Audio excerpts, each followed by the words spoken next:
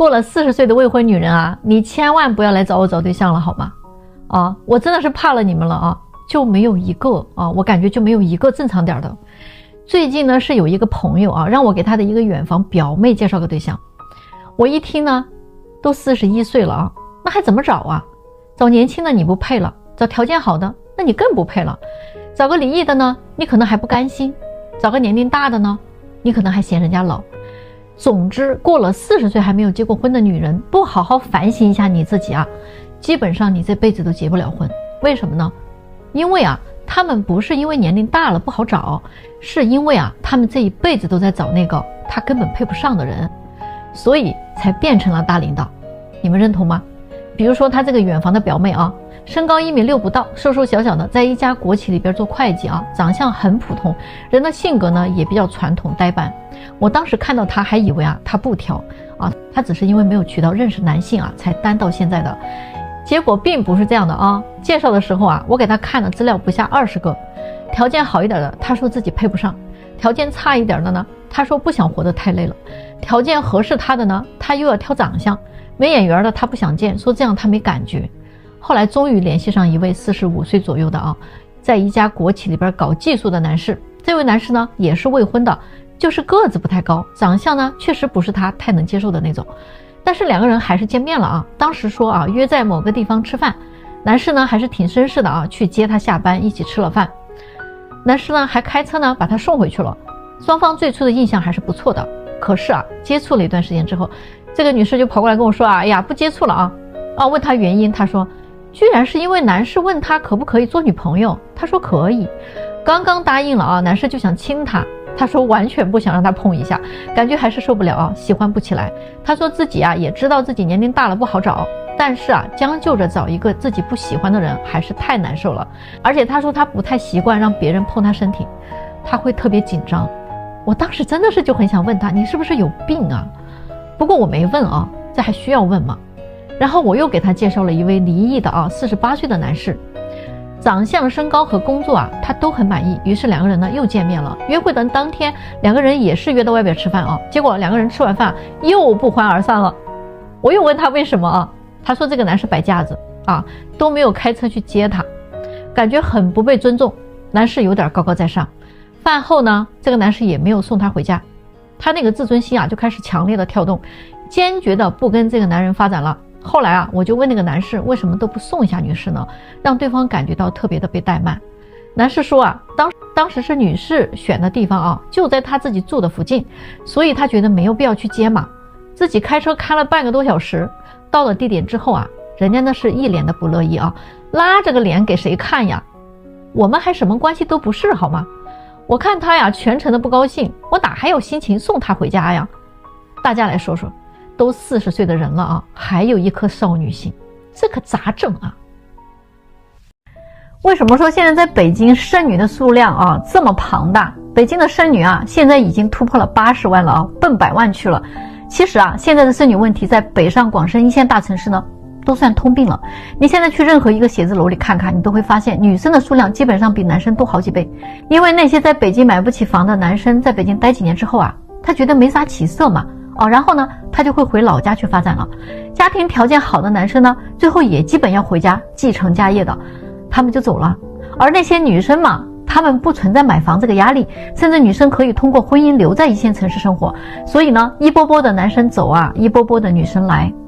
就形成了现在这个比例失衡的状态。其实呢90%的外地人呢都想找个北京本地人，而北京本地人呢只想找北京本地人，并且呢大部分的优秀男生早就在20出头的时候被那些年轻的女生抢光了，在校园里已经解决的差不多了。第三呢，女生又很慕强，留在北京的女生都想找个条件好点的，再不济也要找个有上进心的，说白了就是要有经济基础或者能创造出好的经济基础的男人。很多女生的征婚标准都是要求有点过高了希望男生有车有房，还要长得帅有眼缘，情商还得高，还只能接受未婚的。如果一个男生有车有房，然后学历又高，并且还懂得如何去和女生相处，在北京同时满足这些条件的90%都是二婚的，或者是巨挑无比的大龄优质剩男。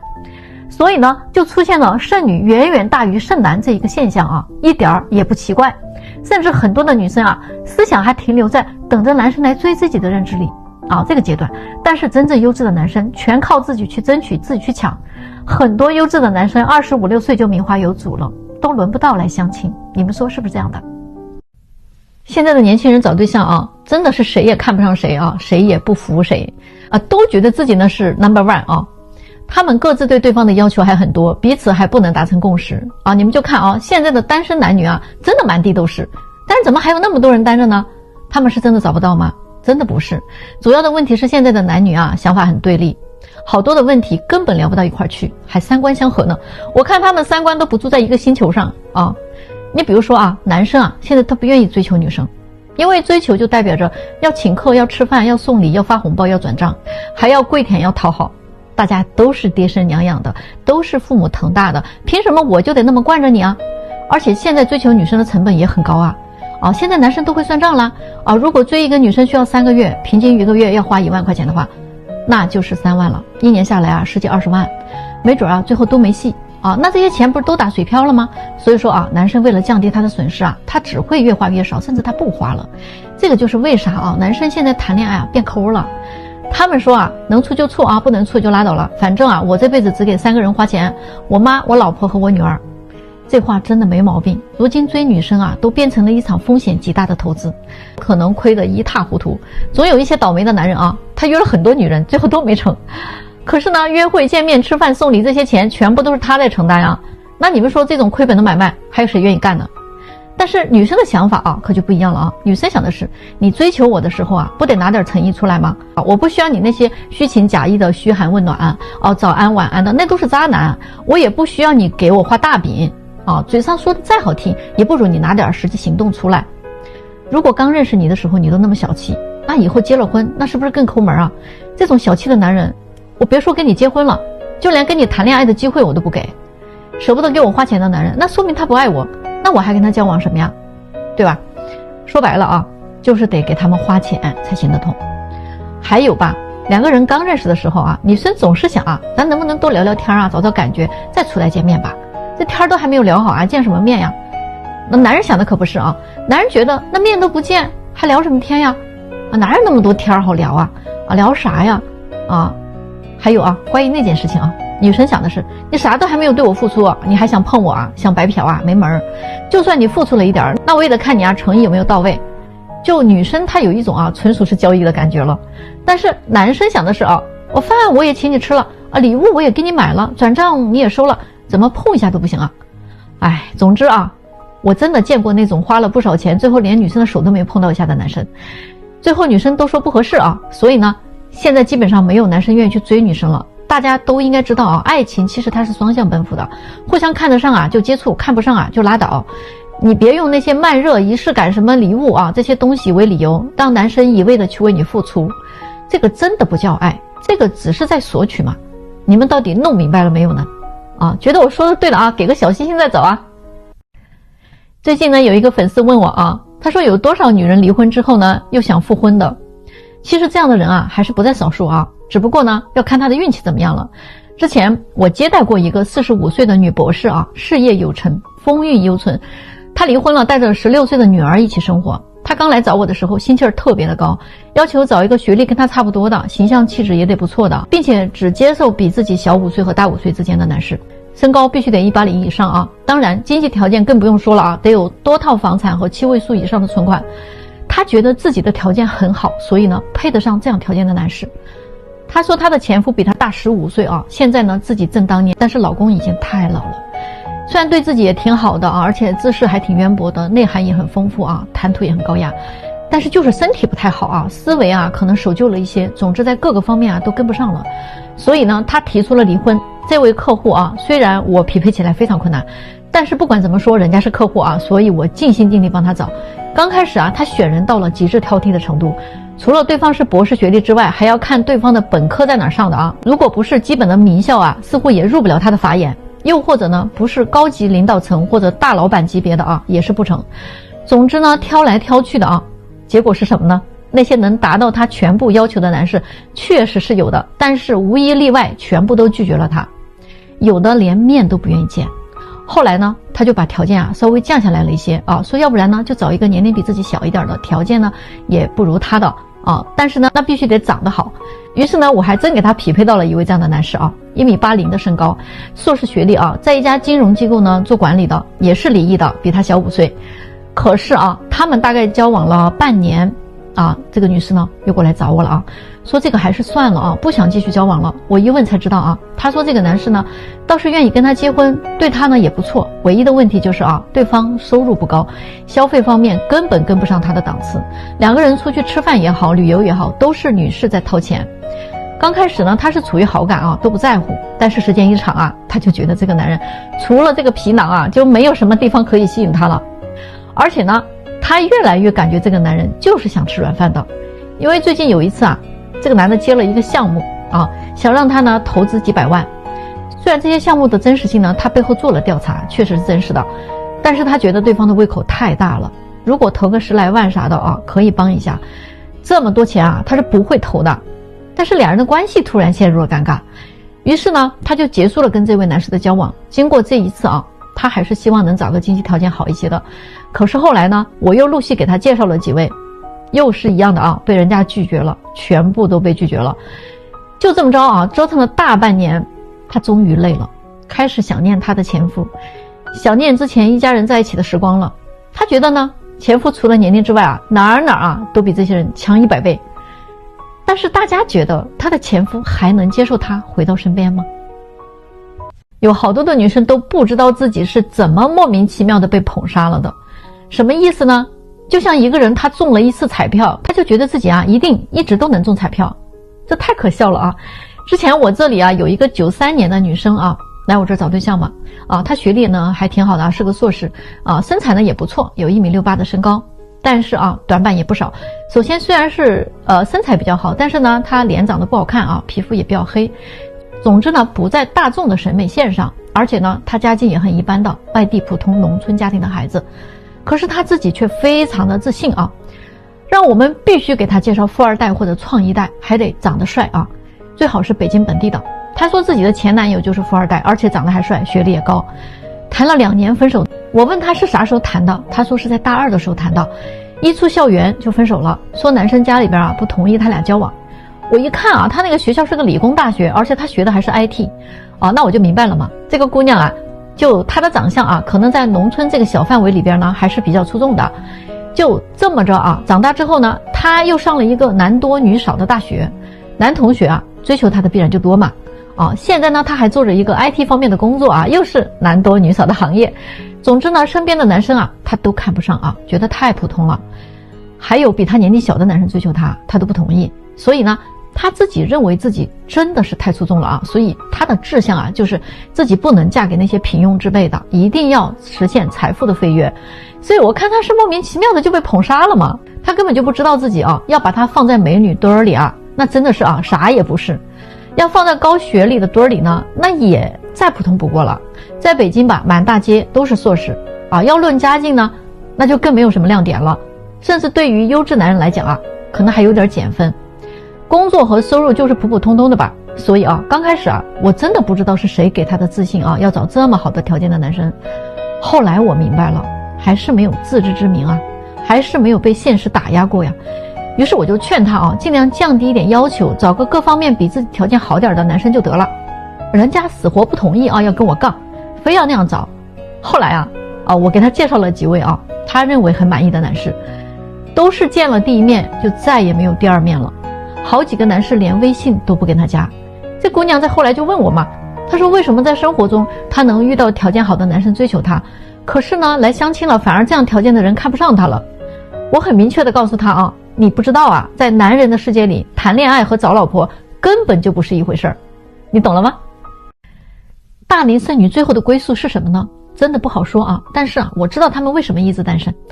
8年前我就认识了一个女生啊，那会儿啊，她刚28岁嘛，除了长相之外呢，真的没有特别的长处了，学历也比较一般啊，家境也很一般，关键是性格她还很粗啊，觉得身边的男生都配不上她啊。当年她来找对象的时候，真的是巨挑无比的，照片看着没眼缘的 pass 啊，身高不到1.8米的 pass 啊，市中心没有2套房子的，哎，直接 pass 啊。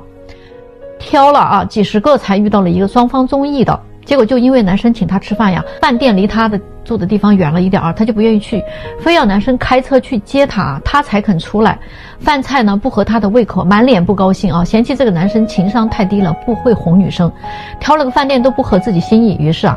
她把这个对她最有诚意的男生给拒绝了。后来呢，她继续在相亲的路上走了很多年，仍然是单身一人。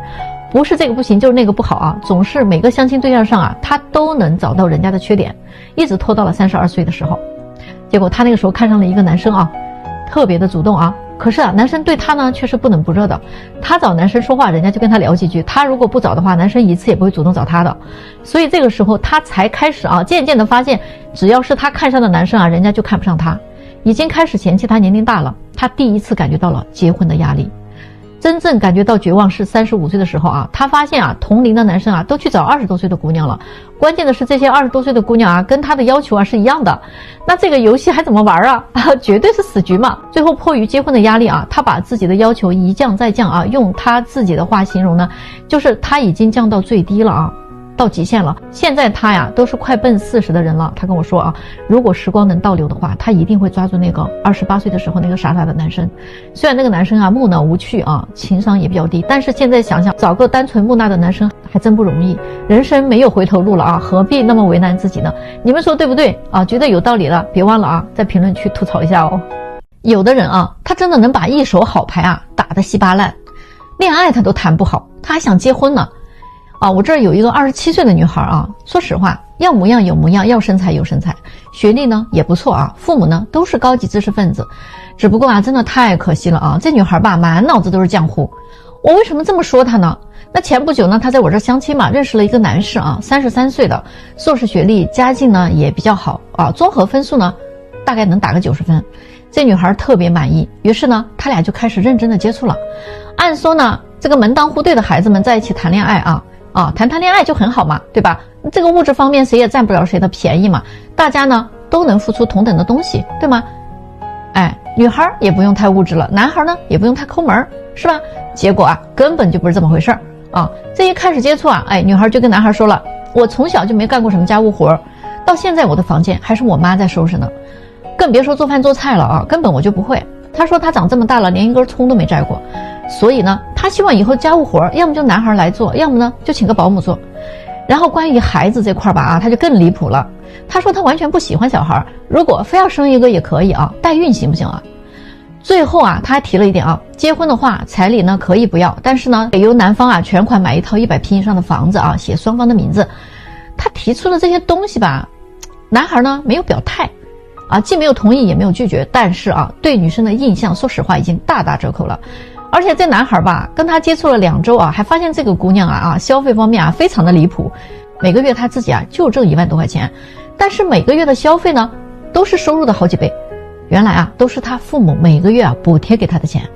他对自己目前的工作状态呢也非常的满足，并没有什么要继续努力上进的打算，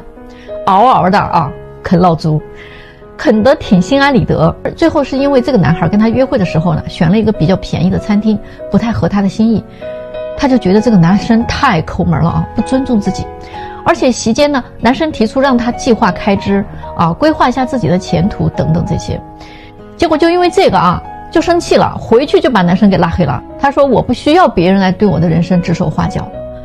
我说句大实话啊，很多的人都不太明白一个道理，你在任何一段关系里边，你都要懂得顺应人性。你如果就跟你自己过，那没毛病啊，你想怎么过就怎么过。但是你要想结婚，你是找一个人一起过，那你就要明白2个人在一起生活，婚姻对于大多数男人来讲，娶一个女人回家绝对不是因为我娶你回来我就是要宠你爱你啊，然后我把钱都给你花啊，我要为了你努力的去打拼，而是因为我需要一个女人为我生儿育女啊，我需要有人做家务，我需要有人照顾小孩照顾老人。当然对于一个女人啊也是一样的，女人嫁给一个男人也不是想着我要去照顾他一生，我要去无私的奉献，而是因为这个女人啊，她需要一个男人去爱她，去宠她，去为她遮风挡雨，最好钱都拿给她花。所以这个才是人性里边最丑陋的那一面。有很多底层的婚姻啊，本质不是爱和付出，而是我需要我想要我的目的是什么，是索取，是我可以得到什么，是价值的一种衡量。所以啊，你千万不要挑战人性，否则啊，死路一条。觉得我说的对的呢，别忘了给我留个小心心再走啊。